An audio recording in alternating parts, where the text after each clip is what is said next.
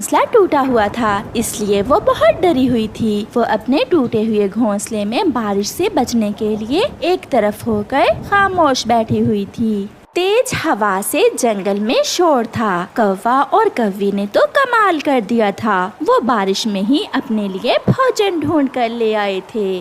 गुड़िया और उसकी मम्मा भी अपने घर में बैठी हुई थी। मम्मा, क्या आज हम भोजन लेने नहीं जाएंगे?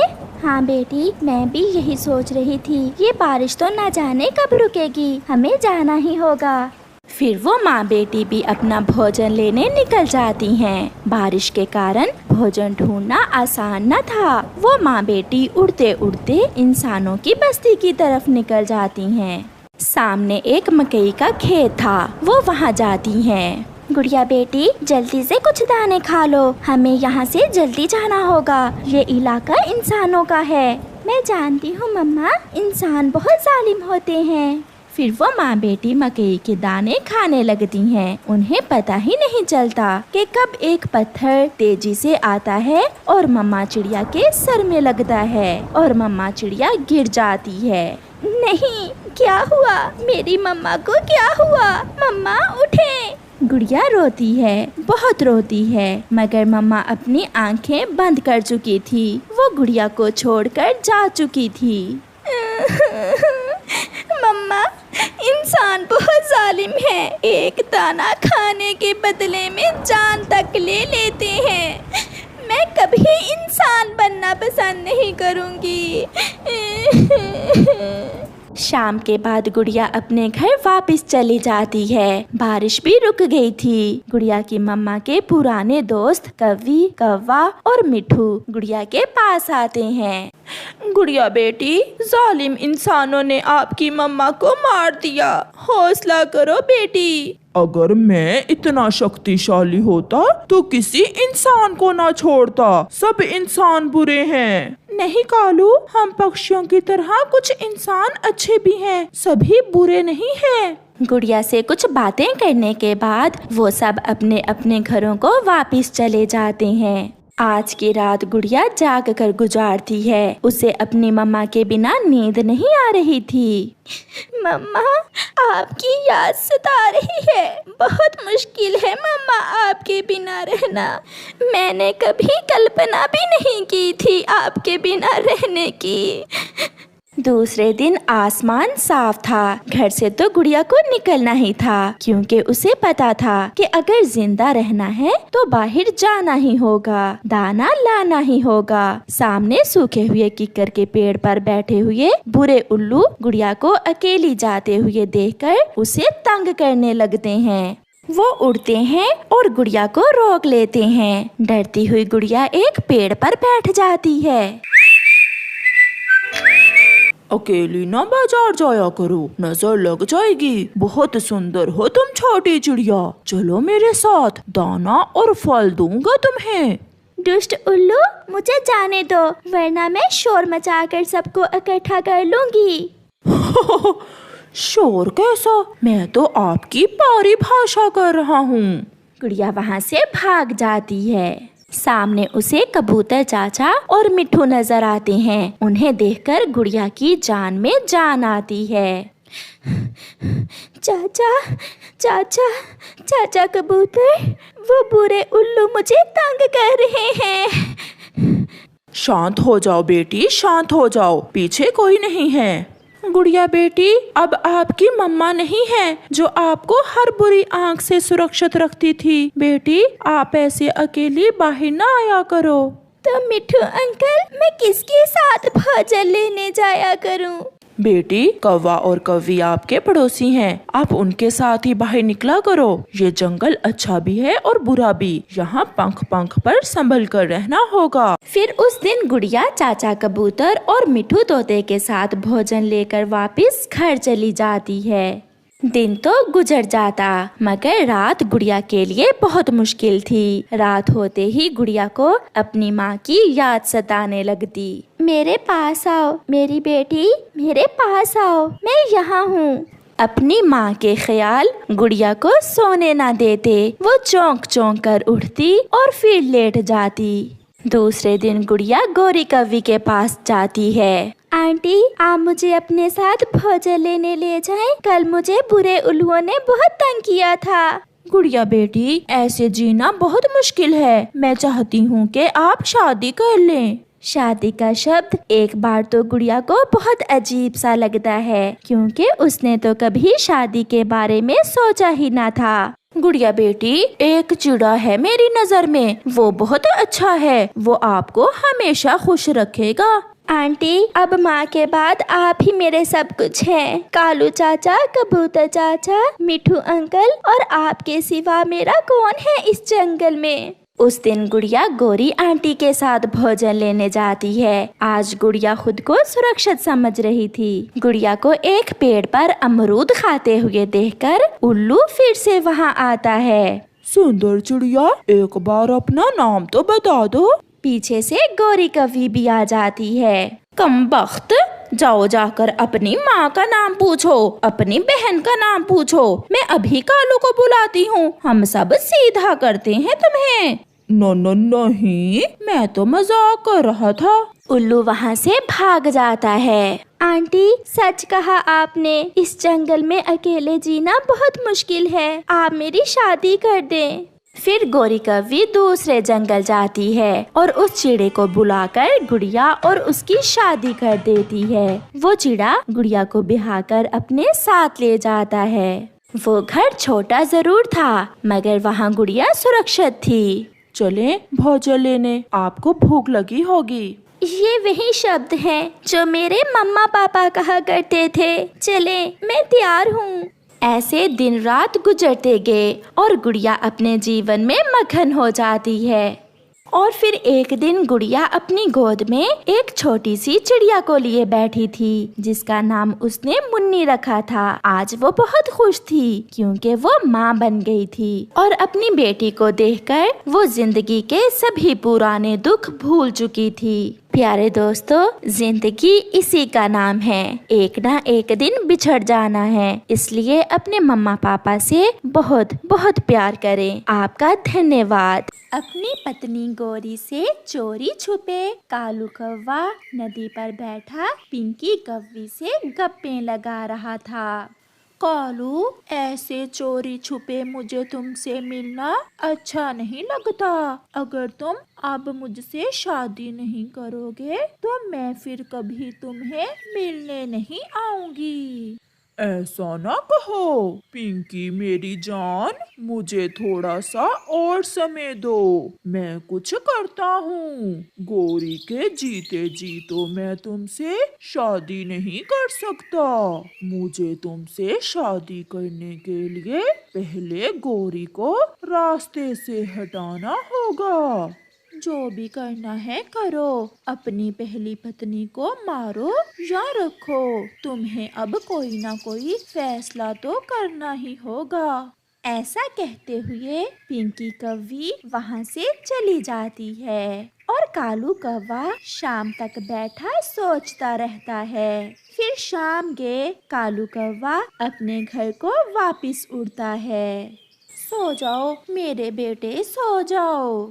मम्मा, मुझे भूख लगी है, ऐसे खाली पेट कहाँ नींद आती है। तुम्हारे पापा सुबह से गए हुए हैं, अभी तक नहीं लौटे। मेरा नहीं तो आपका ही सोच लें। ऐसे में कालू कौवा भी घर आ जाता है। पापा, आप इतनी देर से क्यों आए हैं? मुझे भूख लगी है। आप मेरे लिए खाने को क्या लाए हैं? चुप चुप कर जा, मैं कहाँ से तुम्हारे लिए भोजन लाऊं? सारे जंगल में सूखा है, दूर दूर तक कोई खाने की चीज नहीं मिलती। सभी पक्षी अपने बच्चों के लिए दाना लेकर आते हैं, एक आपको ही कुछ नहीं मिलता। सारा सारा दिन आप घर से बाहर गुजारते हैं और शाम को खाली हाथ ही घर लौट आते हैं। बस कर जाओ, अगर अब बोली तो मैं जान से मार दूंगा तुम्हें। फिर गौरी कौवी रोज की तरह अपने पति से डरती हुई आंखें बंद करके लेट जाती है। उसका बेटा जग्गू कौवा भी भूखा ही सो जाता है। आधी रात हो जाती है। अगर मुझसे शादी करनी है तो अपनी पहली पत्नी को मार दो, अपनी पहली पत्नी को मार दो। अगर ऐसा ना किया तो मैं तुम्हें छोड़कर चली जाऊंगी। ना ना पिंकी, मुझे छोड़कर ना जाना, मुझे छोड़कर ना जाना। ऐसा कहते हुए कालू कौवा नींद से जाग जाता है। सपना था, ये एक सपना था। कहीं पिंकी मुझे सच में ही छोड़कर ना चली जाए। नहीं नहीं, मैं ऐसा नहीं होने दूंगा। फिर दूसरे दिन कालू कौवा सीधा पहाड़ों पर जाता है। वो अपनी पुरानी जानने वाली इगली चील से बात करता है। मेरी पत्नी को मेरे रास्ते से हटाना होगा। आप मेरी पत्नी गोरी कौवी को खा जाओ। वो क्यों कालू, तुम अपनी पत्नी को क्यों मारना चाहते हो? मैं दूसरी शादी करना चाहता हूँ और गोरी मुझे ऐसा नहीं करने देगी। आप उसे खा जाएं, आपको मांस मिल जाएगा और मेरा रास्ता साफ हो जाएगा। तो फिर किसी तरह उसे मेरे पास लेकर आओ। तुम्हें तो पता है मैं बूढ़ी हो गई हूँ, मुझसे अब शिकार नहीं होता। ठीक है, मैं आज शाम ही उसे किसी न किसी बहाने से तुम्हारे पास ले आऊंगा। फिर कालू कौवा वहाँ से चला जाता है। फिर वो पिंकी कौवी के पास जाता है। मैंने बात कर ली है, मैंने चील से बात कर ली है। आज शाम वो मेरी पत्नी को खा जाएगी और फिर कल ही हम दोनों शादी कर लेंगे। तो फिर कल मेरे लिए एक बोरी अनाज की लेकर आना, फिर ही मैं तुमसे शादी करूंगी। मगर पिंकी, मेरे पास इतना अनाज नहीं है, मैं कहाँ से लाऊंगा एक बोरी अनाज की?